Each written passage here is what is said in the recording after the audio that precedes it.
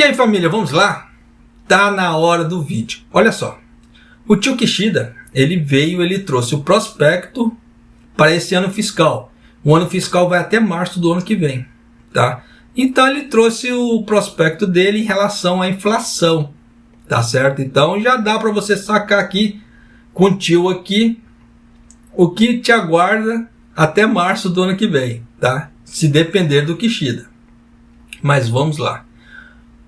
Os preços ao consumidor japonês, incluindo alimentos frescos, devem subir 2,6% no atual ano fiscal até março do ano que vem, em relação ao ano anterior, principalmente devido à invasão na Ucrânia pela Rússia e o impacto da desvalorização do iene, disse o gabinete. Só que não se esquece, anota bem esse ponto, que ele incluiu alimentos frescos, então deu 2,6%. Tá? De inflação até março do ano que vem. Ele também revisou o crescimento real do produto interno bruto do Japão para 2%, em relação à estimativa anterior de 3,2%, divulgada em janeiro. Eu vou levantar aqui só uns dados, tá? Para você ter ideia de como a economia do Japão encolheu. Tá? O ranking de 2021, tá, do PIB de 2021 ficou primeiro nos Estados Unidos com 22,9%, tá, de crescimento, no caso do PIB.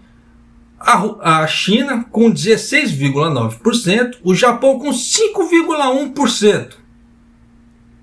Então você vê que o Japão, né, o ano passado ficou com 5,1%, ficou em terceiro lugar em crescimento, né, de país.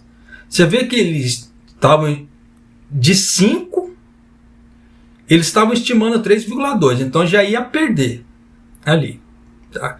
Você vê que dessa estimativa de 3,2 encolheu para 2. O que é isso? Não preciso nem falar para você, né? Acho que está na cara, mas continuando aqui. Os preços em alta são um risco para a economia se recuperar da pandemia de coronavírus, disse o primeiro-ministro Fumio Kishida, em reunião do Conselho de Política Econômica e Fiscal, onde as projeções foram apresentadas. Só que para ele falar essa bizarrice que ele falou, ou ele não viu os números parciais do PIB que foram divulgados, ou ele se fez de cego. Porque por ele pelo Kuroda, eles não vão mexer na desvalorização do iene. E vai continuar tendo esses aumentos horrendos. Por mais que está tendo a guerra na Rússia, se o iene tivesse mais controlado, os preços dos produtos iam chegar no Japão não tão altos. Porque é aquela velha história. Agora o empresário japonês ele tem que gastar mais para comprar menos. E se o dólar em relação ao iene tivesse mais estável, ele ia conseguir um pouco mais de produtos pelo mesmo valor. Então já dá para você sacar por A mais B que ou o Kishida não entende nada de economia, ou o Kishida ele quer enfiar a faca no bucho e fazer assim, ó, se virem. Essa é a minha vontade, vocês que se lasquem. Tá? Então já dá para você ter ideia do que vai continuar acontecendo no governo Kishida. Tá? Para evitar que o consumo caia em meio aos aumentos de preços de itens essenciais, o governo se comprometeu a tomar medidas necessárias, incluindo dar pontos de recompensa às famílias que reduzirem o consumo de eletricidade e ajudar os agricultores que lidam com altos custos de fertilizantes. Para quem acompanha o canal deve se lembrar que eu trouxe as duas matérias. Essas duas medidas do governo aí que ele está falando são duas porcaria. Essa primeira da eletricidade é para cobrir, tá, para tentar sanar o Japão da burrice que o Kishida fez em relação às sanções econômicas com a Rússia. Por que eu falo esse tipo de coisa? Quando o Kishida ele fez as sanções contra a Rússia, eu não sei se ele não conhece a realidade do Japão, eu não sei se ele é ignorante de pai e mãe, ou se ele só quis dar uma de bonito para os Estados Unidos. Mas o Japão, ele não tem estabilidade na parte energética. Não tem. Tá? Desde o final da Segunda Guerra é assim.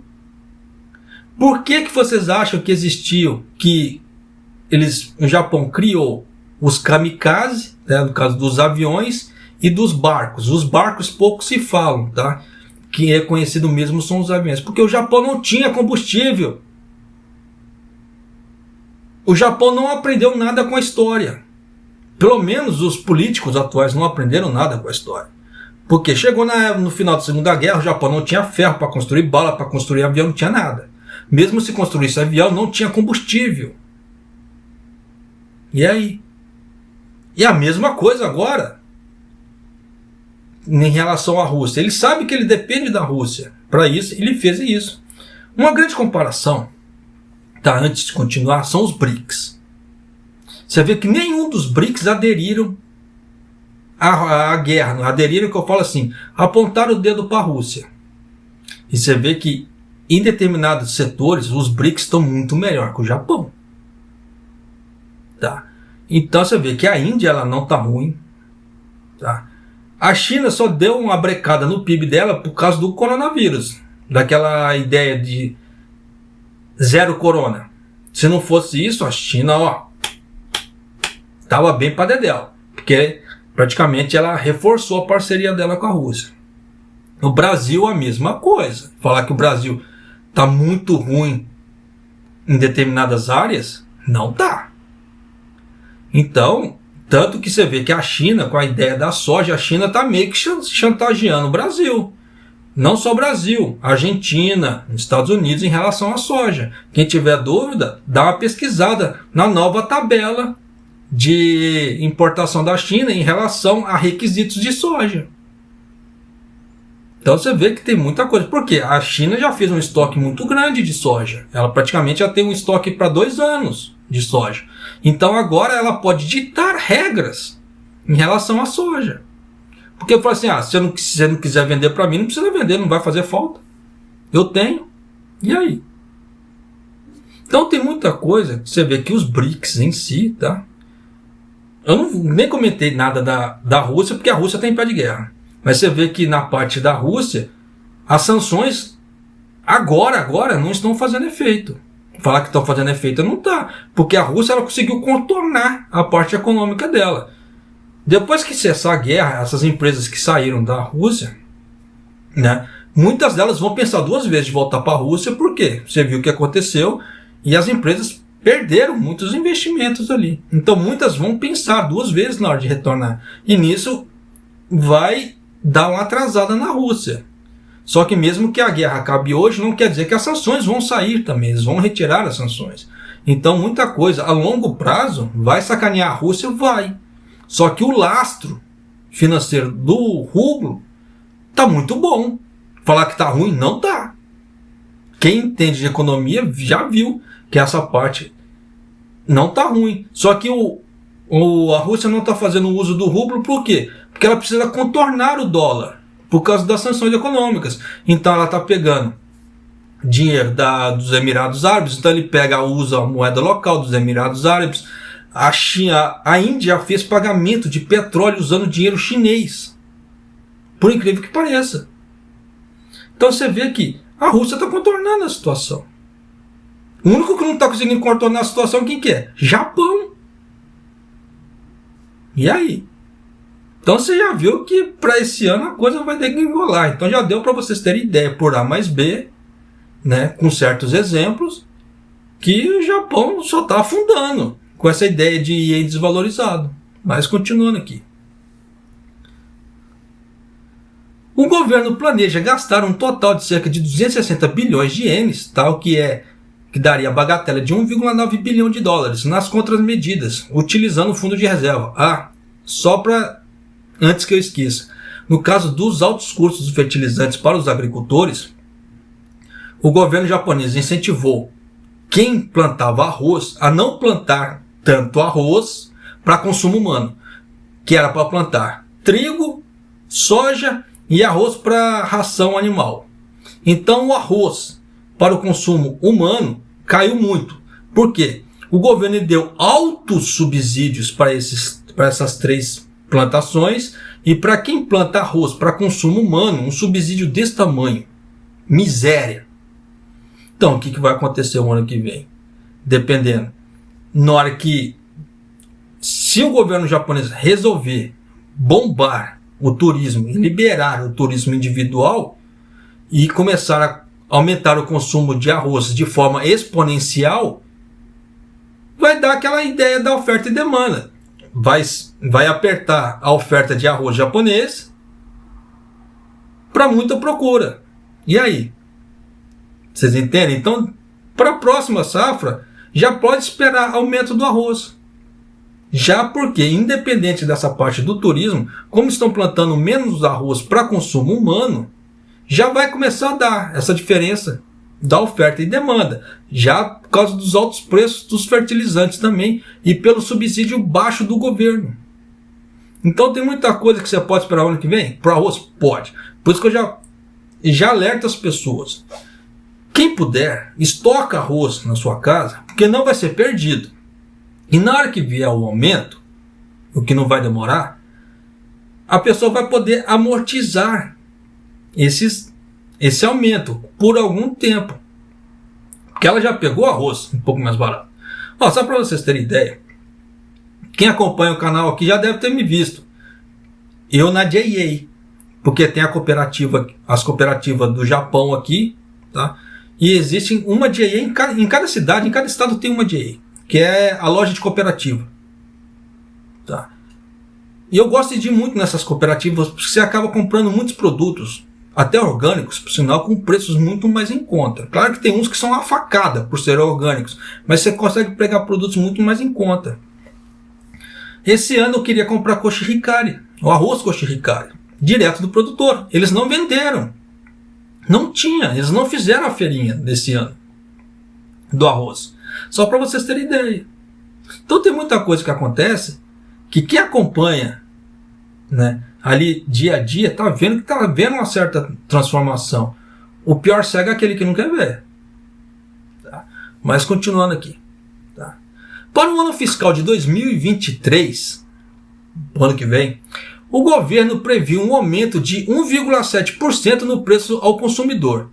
Ele espera que os preços do petróleo e outras energias permaneçam altos. Claro, se ele quiser, ele vai permanecer alto e ele dá a desculpa que ele quiser. Tá? Isso aí, especulativamente falando. Só que, pensa comigo, se de janeiro até junho o Kuroda ele queria a inflação em 2%, e ultrapassou os 2%. Tanto que de julho até dezembro, o Kuroda previu 2,3%. Você vê que o Japão está previndo 1,7%, então quase 2%. Que dependendo pode ser que aconteça. E você viu que esse ano houve aumentos horrendos, com 2%. Você já imaginou mais 2% o ano que vem? Mais aumentos horrendos? Vai apertar muito o calo de muita gente. Tá? Então, por isso que eu falo, toma cuidado com a parte econômica aí, com a parte empregatícia aí, porque a coisa não está muito bem, não. A previsão para o ano que vem também não é legal, não. Já deu para você sacar. O Banco do Japão, o BOJ, né, estimou os preços, excluindo alimentos frescos, aumentarão 2,3% no atual ano fiscal.